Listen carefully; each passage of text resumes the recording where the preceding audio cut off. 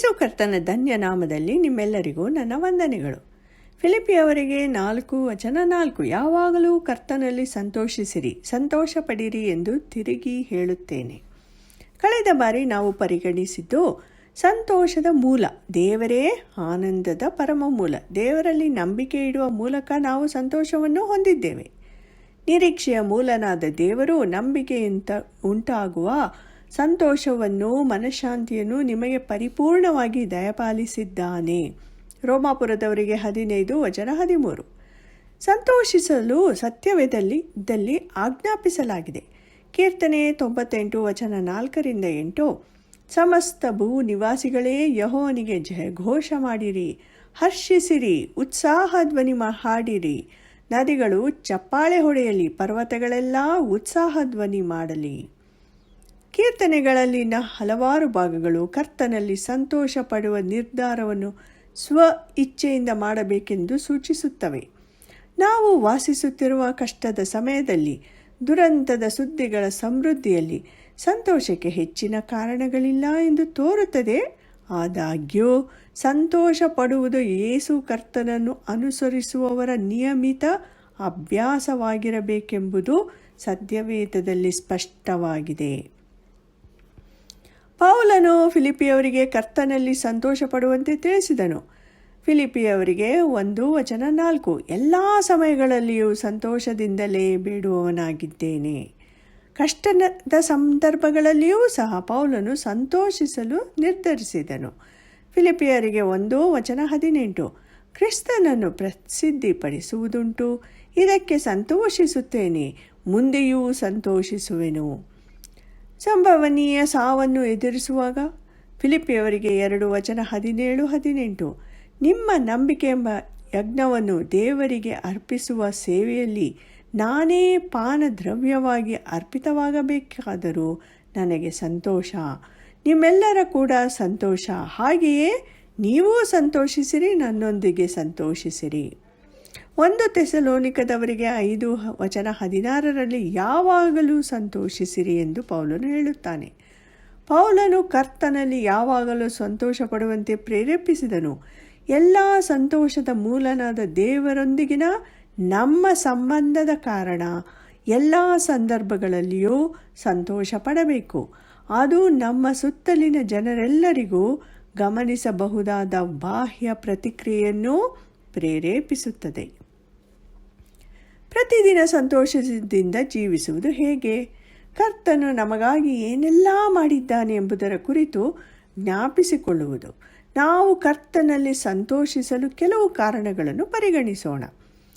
ದೇವರಲ್ಲಿಯೇ ಸಂತೋಷಪಡು. ಕೀರ್ತನೆಗಳು 40:16 ನಿನ್ನ ದರ್ಶನವನ್ನು ಕೋರುವವರೆಲ್ಲರೂ ನಿನ್ನಲ್ಲಿ ಉಲ್ಲಾಸದಿಂದ ಸಂತೋಷಿಸಲಿ, ನಿನ್ನ ಜಯದಲ್ಲಿ ಆನಂದಿಸುವವರು.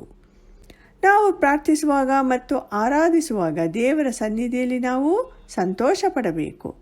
ಕೀರ್ತನೆಗಳು, ಹಳೆಯ ಮತ್ತು ಹೊಸ ಒಡಂಬಡಿಕೆಗಳಲ್ಲಿ ನಾವು ಅನೇಕ ಉಲ್ಲೇಖಗಳನ್ನು ನೋಡುತ್ತೇವೆ. ಕೀರ್ತನೆ 16:11 ನಿನ್ನ ಸಮ್ಮುಖದಲ್ಲಿ ಪರಿಪೂರ್ಣ ಸಂತೋಷವಿದೆ. ಯೋಹಾನ 20:20 ಶಿಷ್ಯರು ಸ್ವಾಮಿಯನ್ನು ನೋಡಿದ್ದರಿಂದ ಸಂತೋಷಪಟ್ಟರು. ಲೂಕ 24:52 ಕರ್ತನನ್ನು ಆರಾಧಿಸಿದ ನಂತರ ಶಿಷ್ಯರು ಬಹಳ ಸಂತೋಷದಿಂದ ಯೆರೂಸಲೇಮಿಗೆ ಹಿಂದಿರುಗಿದರು. ದೇವರ ರಕ್ಷಣೆಯಲ್ಲಿ ಸಂತೋಷಪಡು.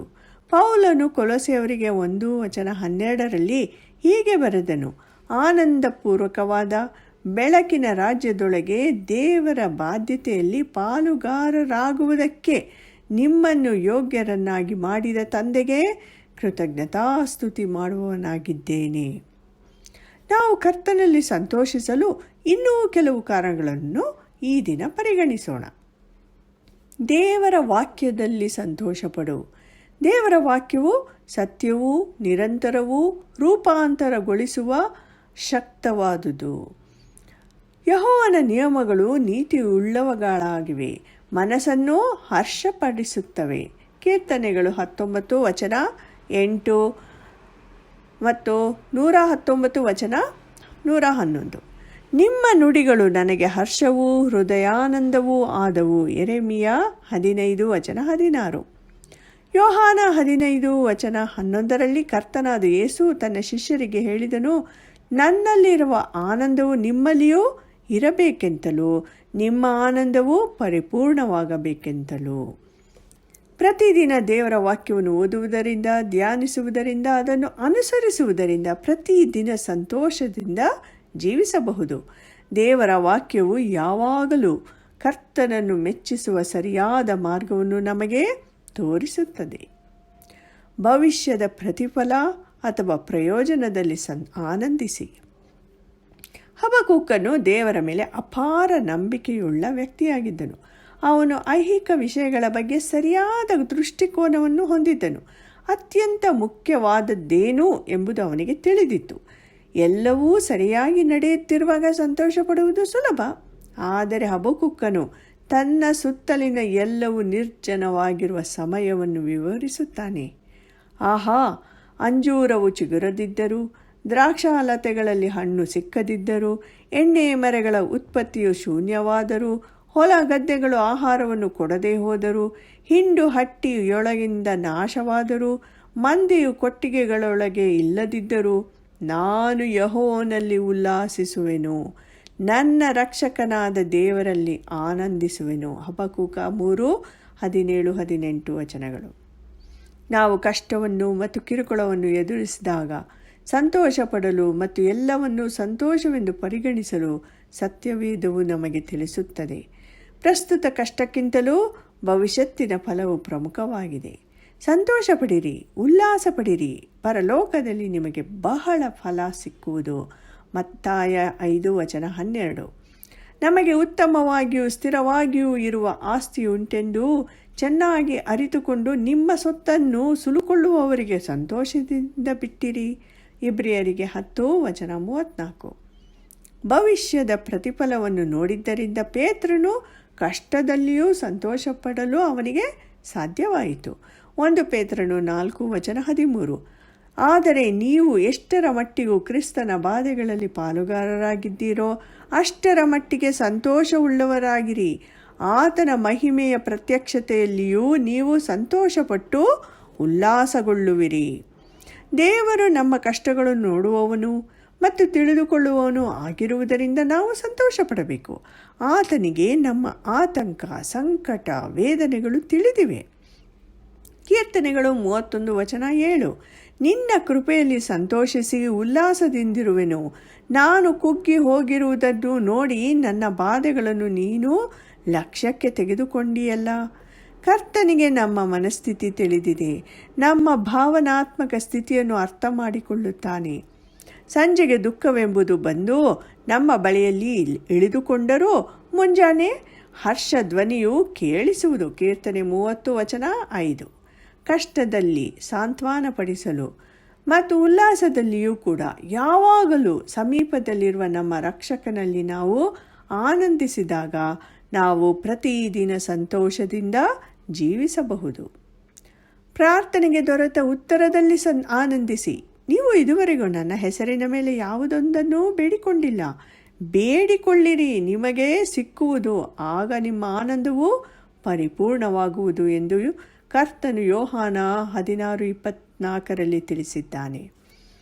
ದೇವರ ಕಾರ್ಯಗಳಲ್ಲಿ ಆನಂದಿಸಿ. ಯೆಹೋವನೇ, ನಿನ್ನ ಕ್ರಿಯೆಗಳಿಂದ ನನ್ನನ್ನು ಸಂತೋಷಪಡಿಸಿದ್ದಿ. ನಿನ್ನ ಕೆಲಸಗಳ ದೆಸೆಯಿಂದ ಉತ್ಸಾಹಧ್ವನಿ ಮಾಡುತ್ತೇನೆ. ಕೀರ್ತನೆ 92:4. ಜನರೆಲ್ಲ ಆನಂದದಿಂದಾಗುತ್ತಿದ್ದ ಎಲ್ಲ ಮಹತ್ವ ಕಾರ್ಯಗಳಿಗೆ ಸಂತೋಷಪಟ್ಟರು. ಲೂಕ 13:17. ಇತರರ ರಕ್ಷಣೆಯಲ್ಲಿ ಸಂತೋಷಿಸಿ. ಒಬ್ಬ ಪಾಪಿಯು ದೇವರ ಕಡೆಗೆ ತಿರುಗಿಕೊಳ್ಳುವ ವಿಷಯದಲ್ಲಿ ದೇವದೂತರ ಮುಂದೆ ಸಂತೋಷವಾಗುವುದು. ಲೂಕ 15:10. ಅವರು ಯೇಸುವಿನ ಕಡೆಗೆ ತಿರುಗಿದಾಗ ಸಮರಿಯಾ ಪಟ್ಟಣದಲ್ಲಿ ಬಹು ಸಂತೋಷವಾಯಿತು. ಅಪೊಸ್ತಲರ ಕೃತ್ಯಗಳು 8:8. ಅನ್ಯ ಜನರು ಕರ್ತನ ಕಡೆಗೆ ತಿರುಗಿಕೊಂಡ ಸಂಗತಿ ಸಹೋದರರಿಗೆ ಬಹಳ ಸಂತೋಷವಾಯಿತು. ಅಪೊಸ್ತಲರ ಕೃತ್ಯಗಳು 15:3. ಇತರರ ಆಧ್ಯಾತ್ಮಿಕ ಬೆಳವಣಿಗೆಯಲ್ಲಿ ಸಂತೋಷಿಸಿ. ನೀವು ಕ್ರಮವಾಗಿ ನಡೆಯುವುದನ್ನು, ಕ್ರಿಸ್ತ ನಂಬಿಕೆಯಲ್ಲಿ ದೃಢವಾಗಿ ನಿಂತಿರುವುದನ್ನು ನೋಡಿ ಸಂತೋಷಪಡುತ್ತೇನೆ ಎಂದು ಪೌಲನು ಕೊಲೊಸೆಯವರಿಗೆ 2:5 ತಿಳಿಸಿದನು.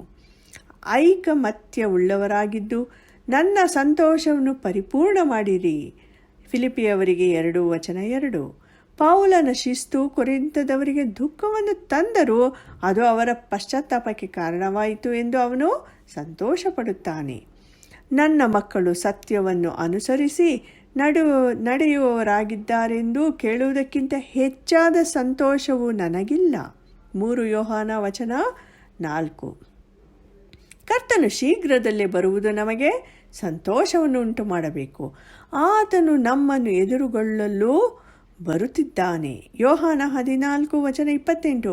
ನಾನು ಹೋಗುತ್ತೇನೆ ಮತ್ತು ನಿಮ್ಮ ಬಳಿಗೆ ಬರುತ್ತೇನೆ ಎಂದು ನಾನು ನಿಮಗೆ ಹೇಳುವುದನ್ನು ನೀವು ಕೇಳಿದ್ದೀರಿ.